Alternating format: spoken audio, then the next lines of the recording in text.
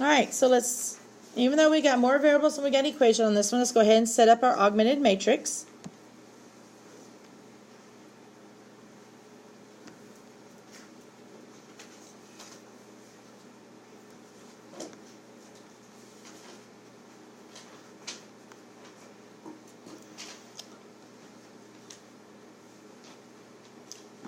And I didn't catch it before I set it up, but I need a 1 in that top left corner. And so if I switch the two equations around, that'll put a 1 up there, right? That's the easiest way.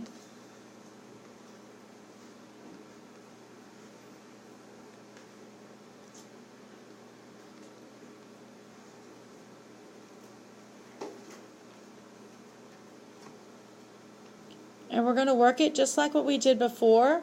We're still going to work on getting our 1s in our diagonal. The only problem is it's just not going to be all the way over into that last column, okay? So I still need 1s there, and I still need 0s anywhere below it. So let's go ahead and let's get that 0 where the 3 is. What do I need to combine it with to make it a 0? -3. And we're in column 1, so we're going to multiply that times row 1 plus row 2 for row 2.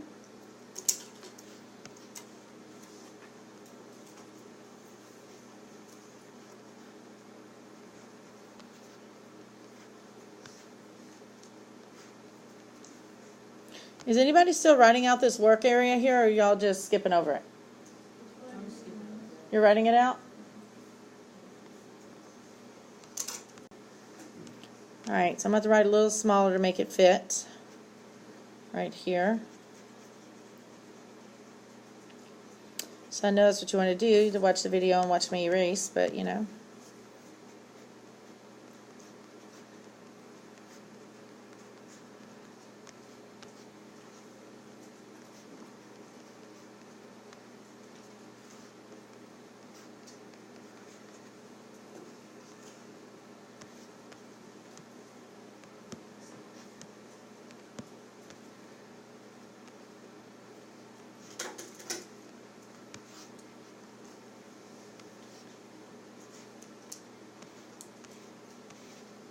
Oops. No, that's right.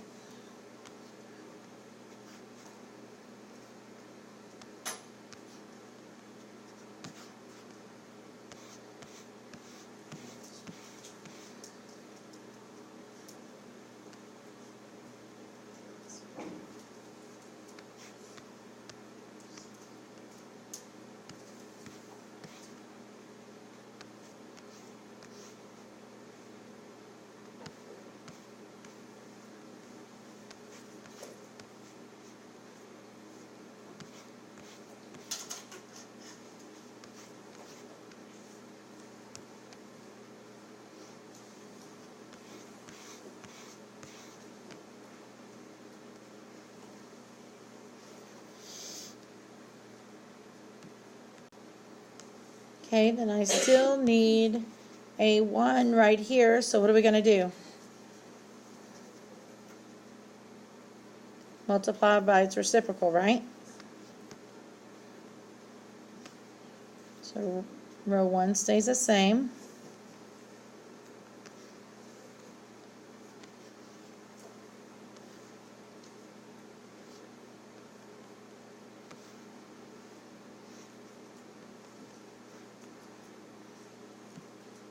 Alright, so we got our 1 in our diagonals, we got 0s below it, but I still just have 2 equations left. So this first equation here, so this matrix gives us the first equation is x plus 2y minus z equals 1.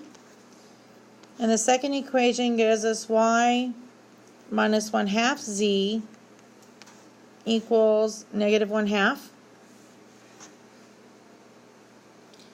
And now we can use our other rules, our rules of substitution or elimination,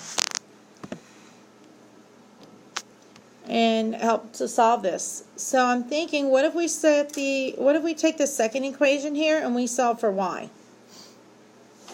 So if I add the 1/2 z, I'll get y equals 1/2 z minus 1/2.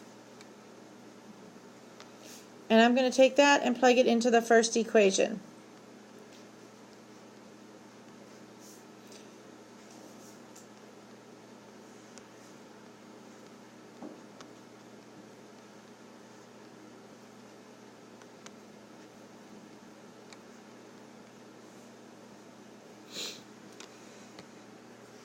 And I'm going to solve this.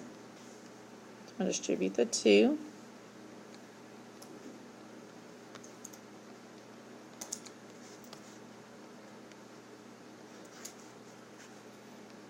These cancel.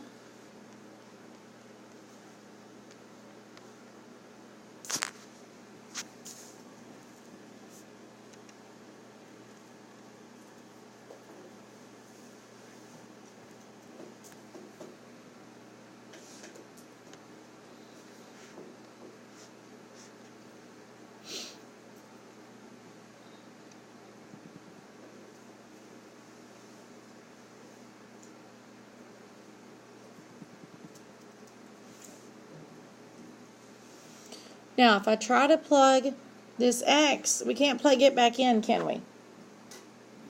No, so we're just kind of stuck here. So let's look at what we've got. We don't know what z is, do we? We weren't able to solve for z, were we? So we're going to say, just like the last one, that z is z. But if I know z, I can find y, can't I? Because y, we said, was 1/2 z minus 1/2.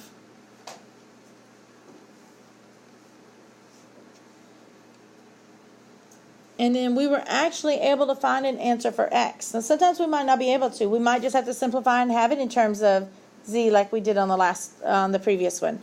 But this one, when we solved for x, we happened to find a number answer. So our x will always be 2. So you can pick any number for z, plug it in here, and get an ordered triple and plug it in and it'll work for any of them. And even though z is a variable, y has a variable in it, and x is a constant, it'll still work every time. And so there's our solution.